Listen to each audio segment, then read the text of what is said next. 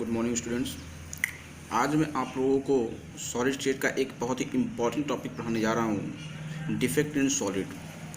इसमें से हर बार board examination में डेफिनेटली क्वेश्चंस आने ही आने रहते हैं और बहुत इजी होते हैं, जिसको आप आसानी से एक्सप्लेन कर सकते हैं। थ्योरेटिकल क्वेश्चन होते हैं, इसको आसानी से आप एक्सप्लेन कर सकते हैं। कुछ कॉन्सेप्चुअल होते हैं जिनके कॉन्सेप्ट आपको बताने रहेंगे, जो कि इसमें हम लोग डिस्कस कर लेंगे। ठीक है, तो डिफेक्ट इन सॉलिड आज का टॉपिक है, defect in solid. Defect basically होता क्या है? The defect are basically irregularities in the ideal arrangement of constituent particle. आप ये जानते हैं कोई भी सॉलिड अगर है तो उस सॉलिड में उसके कॉन्स्टिट्यूएंट पार्टिकल अपने फिक्स इस पोजीशन पे रहते हैं, फिक्स लैटिस पॉइंट पे रहते हैं। ठीक है, लेकिन अगर किसी भी रीजन से उनके लैटिस पॉइंट से उनको डिसलोकेट या इरेगुलर कर दिया जाए तो उसके बाद जो भी सॉलिड में इफेक्ट पड़ेगा उसी को हम लोग डिफेक्ट कहते हैं, क्योंकि वो सॉलिड हमारा क्या हो जाएगा? डिफेक्टेड हो जाएगा। उस सॉलिड में कोई ना कोई खामी आ जाएगी, डिफेक्शन आ जाएगा। ठीक, तो इसी को हम लोग कहते हैं डिफेक्ट इन सॉलिड। अब हम लोग एक चार्ट के माध्यम से ये देखते हैं कि डिफेक्ट कितने टाइप के होते हैं, उनको कितने टाइप्स में बांटा गया है। ठीक, तो डिफेक्ट इन सॉलिड में देखिए, डिफेक्ट को बेसिकली 2 टाइप्स में डिवाइड किया गया है। पहला पॉइंट डिफेक्ट और दूसरा line defect. Point defect and line defect. ठीक, लाइन डिफेक्ट हमारे सिलेबस में नहीं है, हम लोग को स्टडी नहीं करना है, फिर भी मैं इसके बारे में थोड़ा सा डिस्कस करूँगा। ठीक, पॉइंट डिफेक्ट को 3 पार्ट में डिवाइड किया गया है। पहला स्टाइकोमेट्रिक डिफेक्ट, दूसरा नॉन स्टाइकोमेट्रिक डिफेक्ट और तीसरा इम्प्योरिटी डिफेक्ट। पहला जो आपका स्टाइकोमेट्रिक डिफेक्ट है उसको 4 पार्ट में डिवाइड किया गया है। उसके 4 पार्ट होते हैं। पहला वैकेंसी डिफेक्ट, दूसरा इंटरस्टिशियल डिफेक्ट, तीसरा फ्रैंकल डिफेक्ट, चौथा शॉर्टकी डिफेक्ट। ठीक, चौथा Schottky defect. Non stoichiometric defect में हम लोग देखेंगे मेटल इफिशिएंसी डिफेक्ट और मेटल डिफिशिएंसी डिफेक्ट। इन दोनों इसमें हम लोग डिस्कस करेंगे।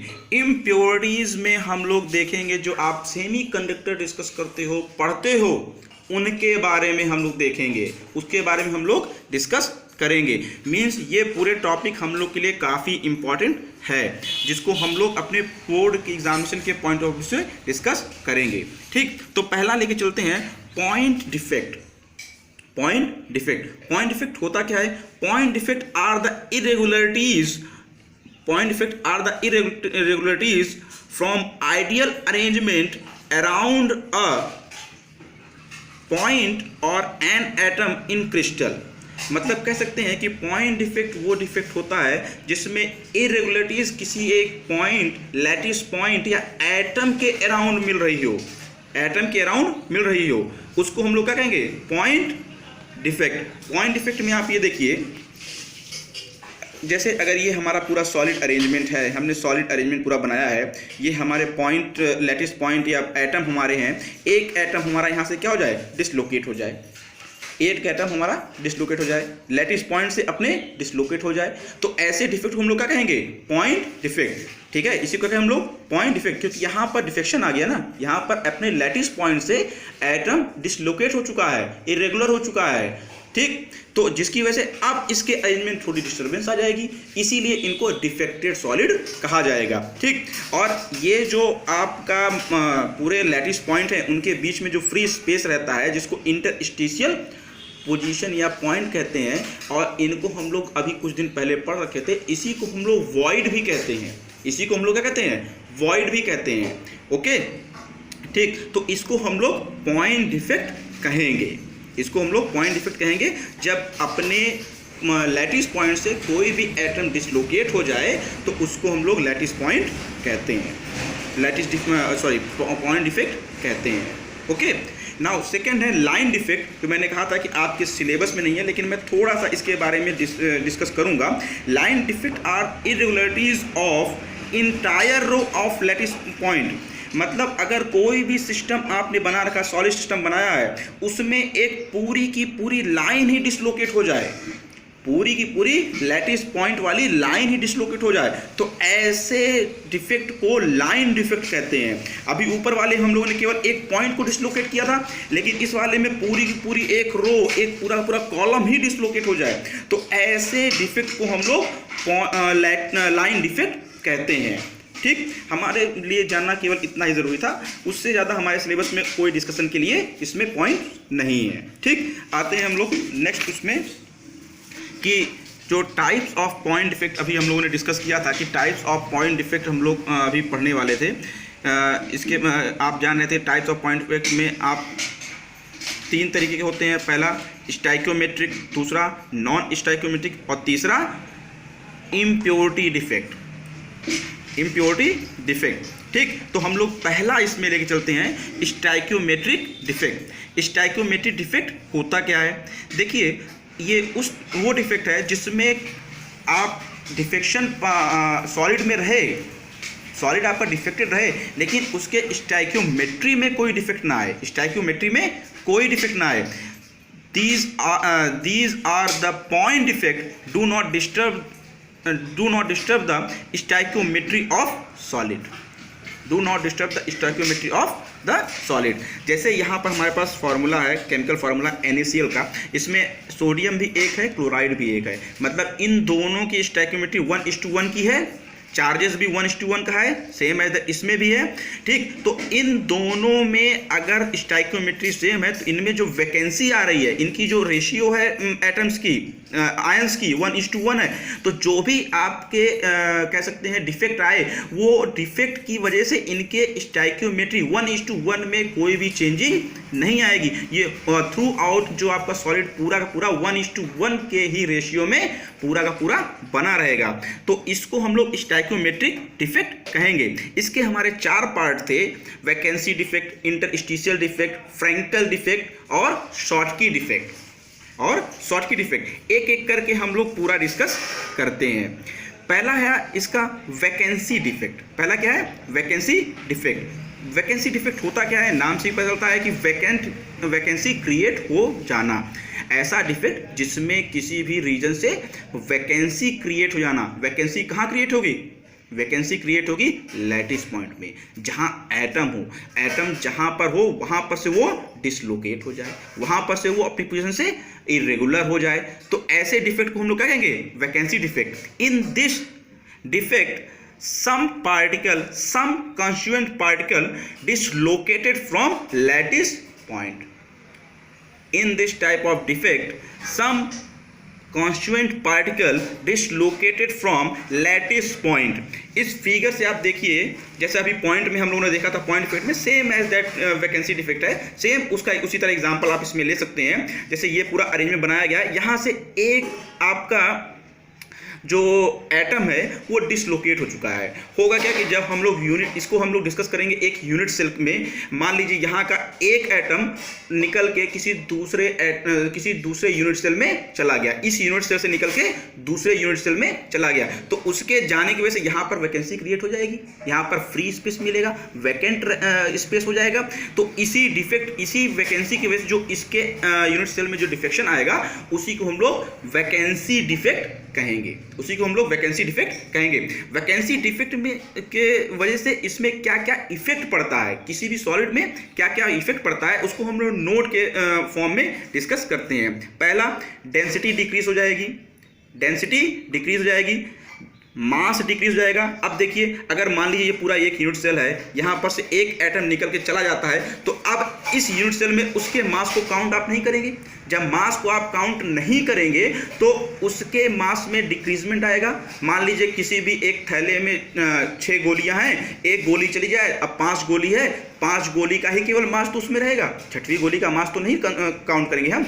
उसी तरह इसमें भी है, जो एटम चला गया उसके मास को काउंट नहीं करेंगे। जब मास को काउंट नहीं करेंगे तो मास क्या हो जाएगा? डिक्रीज कर जाएगा। और आप जानते हैं density is directly proportional to the mass. Mass decrease किया, डेंसिटी भी डिक्रीज कर जाएगी, लेकिन वॉल्यूम रिमेन कांस्टेंट। क्योंकि अगर आपके पास एक क्यूब है, छोटा सा क्यूब है, उसमें से हल्का सा पार्ट निकाल के आप किसी स्पेस में रखिए तो उतना ही स्पेस वो लेगा जितना वो पहले ले रहा था, इसीलिए इसका वॉल्यूम चेंज नहीं होगा। इसकी डेंसिटी डिक्रीज करेगी, मोलर मास डिक्रीज करेगा, लेकिन वॉल्यूम चेंज नहीं होगा। ओके, इसको नोट डाउन कर लीजिएगा, ये बहुत इंपॉर्टेंट है। इन्हीं से कॉन्सेप्चुअल क्वेश्चन बन के आते हैं। Okay, now second, interstitial defect, second है interstitial defect. In this type of defect some constituent particle occupy position in interstitial site. मतलब इसमें ये वो टाइप का डिफेक्ट है जिसमें कुछ कॉन्स्टेंट पार्टिकल कहाँ पर पहुँच जाते हैं, वो पहुँच जाते हैं इंटरस्टिशियल पॉइंट में। मतलब एक यूनिट सेल में जो पार्टिकल हैं वो तो हैं, दूसरे किसी यूनिट सेल से भी पार्टिकल आ करके उसके इंटरस्टिशियल पॉइंट वॉइड में आके फिक्सअप हो जाते हैं, जिससे कि उसमें इरेगुलरिटीज हो गई, डिफेक्टनेस आ गया। तो इस डिफेक्ट को आप इंटरस्टिशियल डिफेक्ट कहते हैं। इसमें देखिए, इसको हम लोगों ने समझने की कोशिश की है। ये पूरा हमारा एक फिगर बना हुआ है, ये देखिए इंटरस्टिशियल पॉइंट है, ये इंटरस्टिशियल पॉइंट है। किसी दूसरे यूनिट सेल से ये दो पार्टिकल आके इसके इंटरस्टिशियल पॉइंट में वॉइड में बैठ गए, साइड में बैठ गए, जिसकी वजह से इसमें डिफेक्ट आ गया, इरेगुलरिटीज आ गई। तो इसी इरेगुलरिटी को हम लोग कहते हैं इंटरस्टिशियल डिफेक्ट, क्योंकि पार्टिकल इन इंटरस्टिशियल साइट, यहाँ पर पार्टिकल मिलने लग गए ना इंटरस्टिशियल साइड में, तो इसको हम लोग कहेंगे इंटरस्टिशियल डिफेक्ट, क्योंकि इसमें पार्टिकल एक यूनिट सेल से दूसरे यूनिट सेल के इंटरस्टिशियल साइट में पहुंच जाते हैं। ठीक, अब इसमें क्या क्या इफेक्ट पड़ेगा यहाँ पर पार्टिकल आने से। अब आप जान रहे हैं एक यूनिट सेल में फिक्स पार्टिकल होते हैं, जब दूसरे नए पार्टिकल आएंगे तो उनका मास वहाँ पर काउंट होने लग जाएगा। मास काउंट होगा तो जब नया पार्टिकल आया है तो मास बढ़ जाएगा। मतलब अगर 6 गोलियाँ पैकेट में है, 7वीं गोली आप रखेंगे उसका मास बढ़ जाएगा। मास बढ़ जाएगा तो आप ये जानते हैं mass is directly proportional to density, density बढ़ जाएगी, डेंसिटी भी क्या हो जाएगी, बढ़ जाएगी। लेकिन वॉल्यूम चेंज नहीं होगा। वॉल्यूम क्यों नहीं चेंज हुआ? क्योंकि जो फ्री स्पेस था, उस पूरे यूनिट सेल का जो फ्री स्पेस था उसी में तो पार्टिकल आए, उसका कहीं वॉल्यूम चेंज हुआ? क्योंकि साइड चेंज हुई? नहीं चेंज हुई। जो फ्री स्पेस था वहीं पर पार्टिकल आए थे, इसीलिए वॉल्यूम भी आपका चेंज नहीं होगा। ठीक, तो ये 3 प्रॉपर्टीज, ये 3 नोट भी आप स्पेशली लर्न कर लीजिए, अपने दिमाग में बैठा लीजिए, क्योंकि यहीं पर से आपके कॉन्सेप्चुअल क्वेश्चन आते हैं कि डेंसिटी इंक्रीज हुई, डेंसिटी डिक्रीज हुई, मास इंक्रीज होगा कि नहीं होगा। ऐसे टाइप के क्वेश्चन बन के बोर्ड एग्जामिनेशन में आ जाते हैं, या उनके कैरेक्टरिस्टिक के बारे में डिस्कस कर लेता है। ठीक, अब हम लोग देखते हैं इसका third type, Frenkel defect. Third type, Frenkel defect. In this defect, the ion is dislocated from its normal side to interstitial side. अब इसको आप बड़े ध्यान से समझिए कि इसमें आपके कहीं बाहर से पार्टिकल नहीं आते, इसमें कहीं बाहर से पार्टिकल नहीं आते। इसमें पार्टिकल जो रहेंगे वो उसी यूनिट सेल के अपनी पोजीशन को चेंज कर देंगे। उसी यूनिट सेल में जो पार्टिकल होंगे वो अपनी पोजीशन को चेंज कर देंगे। जैसे यहाँ पर हम लोगों ने बनाने की कोशिश की है। आप जानते हैं कि कोई भी अगर सॉलिड है तो उसमें कैटायन और एनायन होता है। Cation basically small in size होता है और एनायन आपका बिगर इन साइज होता है, तो यहाँ पर देखिए हमने छोटे गोले सर्कल से कैटायन को एक्सप्रेस किया है और बड़े सर्कल से हम लोगों ने सिंबलाइज किया है एनायन को। ठीक, कैटायन एनायन, कैटायन एनायन, इस तरीके हमने पूरा सॉलिड बनाया है। अब एक हमारा जो वॉइड है, जान रहे हैं बहुत छोटा स्पेस होता है, वॉइड बहुत छोटा होता है, उसमें एनायन तो नहीं जा सकता क्योंकि एनायन बड़ी साइज का है, लेकिन कैटायन छोटी साइज का है। कैटायन छोटी साइज का है तो वो थोड़ा सा कभी कभी अपनी पोजीशन से सरक जाता है, खिसक जाता है, डिसलोकेट हो जाता है। ठीक, तो मान लीजिए यहाँ पर जो कैटायन था वो थोड़ा सरक करके अपने बगल के इंटरस्टिशियल पॉइंट में चला गया, तो यहाँ पर तो वैकेंसी आ गई ना, यहाँ पर तो कैटायन की वैकेंसी आ गई क्योंकि यहाँ कैटायन यहाँ चला गया। अब यहाँ पर से ये इंटरस्टिशियल साइड में चला गया, अपने नॉर्मल साइड से इंटरस्टिशियल साइड में चला गया है। तो ये दोनों टाइप की डिफेक्ट हो गई। पहला वैकेंसी डिफेक्ट, दूसरा इंटरस्टिशियल डिफेक्ट। आप इसको दोनों में डिस्कस कर सकते हैं। अगर कहीं ऑप्शन आईआईटी में या किसी भी कॉम्पिटिटिव एग्जाम में आ गया कि फ्रैंकल डिफेक्ट किस टाइप का डिफेक्ट है, वैकेंसी डिफेक्ट, इंटरस्टिशियल डिफेक्ट या बोथ ऑफ देम, तो आपको बोथ ऑफ देम में आंसर लगाना पड़ेगा क्योंकि इसमें दोनों डिफेक्ट मिलते हैं। ओके, इसमें दोनों डिफेक्ट मिलते हैं। अब ये जैसे ही यहाँ पर पहुँचा तो इसने ये डिफेक्टनेस क्रिएट कर दी, ठीक, मतलब पार्टिकल अपने साइड से निकल के इंटरस्टिशियल साइड में चला गया। तो ऐसे डिफेक्ट को हम लोग फ्रैंकल डिफेक्ट कहते हैं। इसमें कहीं से भी पार्टिकल नहीं आया है, इसमें उसी यूनिट सेल का पार्टिकल अपनी पोजीशन को चेंज करके दूसरी पोजीशन में चला गया है, ठीक। अब इसके एग्जांपल हैं, जैसे सिल्वर क्लोराइड है, सिल्वर ब्रोमाइड है, जिंक सल्फाइड है। सिल्वर ब्रोमाइड बेटा एग्जांपल आपका शॉर्ट की डिफेक्ट में भी आता है। इसमें जो साइज ऑफ पार्टिकल होते हैं वो आपके लगभग सिमिलर होते हैं, जिसकी वजह से ये शॉर्ट की डिफेक्ट में भी आता है। आप एक चीज़ अपने दिमाग में बैठा लीजिए कि आपका जो फ्रैंकल डिफेक्ट होगा, फ्रैंकल डिफेक्ट किन टाइप के सॉलिड में मिलेगा, ये उन टाइप के सॉलिड में मिलेगा जिसमें कोऑर्डिनेशन नंबर लो होती है। इसको आप नोट डाउन करिए कि कोऑर्डिनेशन नंबर जिसकी लो होती है उसमें फ्रैंकल डिफेक्ट मिलता है। दूसरा, साइज ऑफ पार्टिकल, इसमें काफ़ी डिफरेंस होता है। कैटायन और एनायन की साइज में बहुत डिफरेंस होता है। Cation, size of cation is much lower than size of anion, much smaller than size of anion. तो साइज में जब डिफरेंस होगा तभी वो अपनी पोजीशन से चेंज हो पाएंगे। इनकी प्रॉपर्टी के बारे में डिस्कस करते हैं। इसमें डेंसिटी आपकी अनचेंज रहेगी, मास अनचेंज रहेगा। आप ये देखिए, कहीं पर इस यूनिट सेल में कहीं में कोई भी डिफरेंसी आ रही है, कहीं भी कोई चेंजिंग आ रही है, नहीं आ रही है। पार्टिकल यहाँ पर से निकल के अपने ही वॉइड में चला गया, बाहर से कोई पार्टिकल आया ही नहीं। मास भी चेंज नहीं हुआ। जब मास चेंज नहीं हुआ तो डेंसिटी चेंज नहीं होगी, आपका डेंसिटी भी चेंज नहीं होगी। लेकिन जब पार्टिकल अपनी पोजीशन से मूवमेंट करने लगता है तो आप जानते हैं पार्टिकल इसका आयन है, जब इसके पार्टिकल आयन होने की वजह से मूवमेंट करने लगेंगे तो कंडक्टिविटी चेंज होगी, कंडक्टिविटी इंक्रीज करेगी, इसीलिए इसमें कंडक्टिविटी आपकी इंक्रीज कर जाती है। ओके, तो ये इसके कुछ स्पेसिफिक पॉइंट थे जो आप लोग को याद करने पड़ेंगे। इसके बाद आता है आपका शॉर्टकी डिफेक्ट। शॉर्टकी डिफेक्ट में, in this defect equal number of cation and anion are missing from lattice point. अब देखिए, इसमें कैटायन और एनायन दोनों इक्वल नंबर में अपने लैटिस पॉइंट से मिस हो जाते हैं, मतलब एक यूनिट सेल से निकल के किसी दूसरे यूनिट सेल में चले जाएंगे, ठीक है, किसी दूसरे यूनिट सेल में चले जाएंगे। अब पूरी तरह मिसिंग हो रहे हैं, ये नहीं कि उसी यूनिट सेल में कहीं घूम रहे हो ना, निकल के कहीं और चले गए, ठीक। तो इसकी वजह से उसमें चेंजिंग आएगी, डिफेक्टनेस आएगा, इरेगुलरिटीज आएगी, जिसको हम लोग शॉर्टकी डिफेक्ट के नाम से जानते हैं। इसका एग्जांपल है sodium chloride, potassium chloride, caesium chloride, silver bromide. अब इसमें एक चीज़ बड़े ध्यान से सोचने वाली बात है, size of particle, difference between size of particle is very very small, मतलब कैटायन और एनायन की साइज लगभग सिमिलर होगी।